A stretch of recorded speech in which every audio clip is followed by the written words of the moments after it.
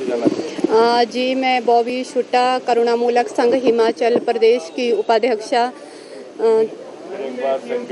फिर से मैं एक बार सचिवालय शिमला पहुंची हूं।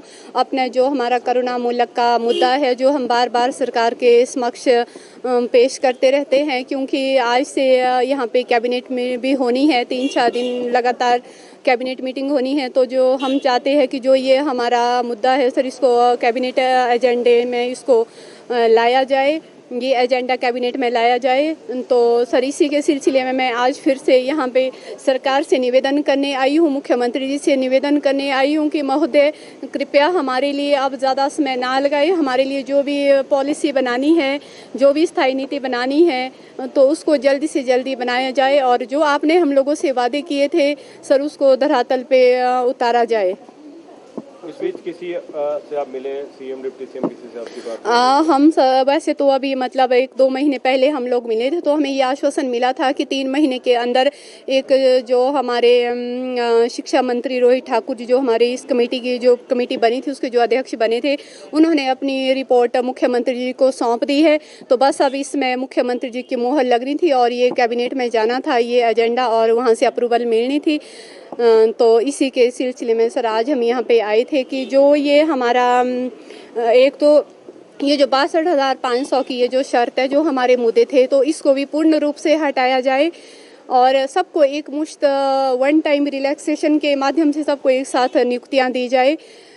तो दूसरा सर, जो ये हमारे रिजेक्ट केस थे, उसको भी कंसिडर किया जाए और उसके लिए बहुत जल्दी स्थायी नीति बनाई जाए और इसकी जो नोटिफिकेशन होनी है उसको भी विड्रॉ किया जाए। तो सर, आज हम फिर से एक बार यहाँ पे रिक्वेस्ट करने आए हैं हमारे मुख्यमंत्री से, क्योंकि सारे करुणामूलक आश्रितों की निगाहें मुख्यमंत्री पे टिकी हुई है, क्योंकि जो ये अभी कैबिनेट होनी है ये 3-4 दिन, तो इसमें बहुत ज़्यादा उम्मीदें हैं हम लोगों को कि शायद इसमें हमें कुछ पॉजिटिव मिलेगा, हमें कुछ अच्छे रिजल्ट मिलेंगे। तो इसके सिलसिले में सर आज हम एक बार फिर से सचिवालय पहुँचे हैं। कुछ करुणामूलक आश्रितों की भर्तियाँ भी पिछले दिनों हुई है, तो अभी कितने आप लोग रहते हैं जिनकी भर्तियाँ होने? ओवरेज कितने?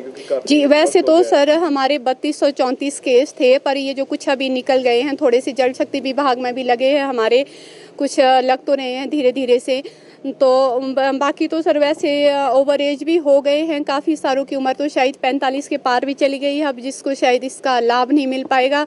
तो वही हम चाहते हैं कि सर जो भी कुछ काम जो होना है, जो भी स्थायी नीति बनी है, पॉलिसी बनी है सर, उसमें ज़्यादा टाइम नहीं लगाया जाए, उसको बहुत जल्दी ही किया जाए। और जो हमसे इन लोगों ने वादे किए थे, उप मुख्यमंत्री जी ने हर मंच से कहा था, इन्होंने हमें हर मंच से आश्वासन दिया था कि सत्ता में आते ही सबसे पहले करुणामूलक के लिए स्थायी नीति बनाई जाएगी। तो सर अभी तक वो तो ऐसा तो कुछ नहीं हुआ है। इतना समय तो देश का संविधान बनने में भी नहीं लगा था, वहाँ पे भी 2 साल 18 महीने 11 दिन लगे थे संविधान बनने में भी, तो यहाँ तो 3 साल का समय हो चुका है। तो सर ऐसी क्या नीति बन रही है, ऐसी क्या स्थायी नीति बन रही है कि हम लोगों को इतना इंतजार करना पड़ रहा है और हम लोगों को बार बार, आज देखिए ऐसे मौसम में भी, सुबह मैं भी इतने 150 किलोमीटर दूर से चल के आई हूँ, तो सुबह मौसम की क्या स्थिति थी, जगह जगह पे आजकल कैसे ल्हासे गिर रहे हैं, किस तरह के इंसिडेंट हो रहे हैं।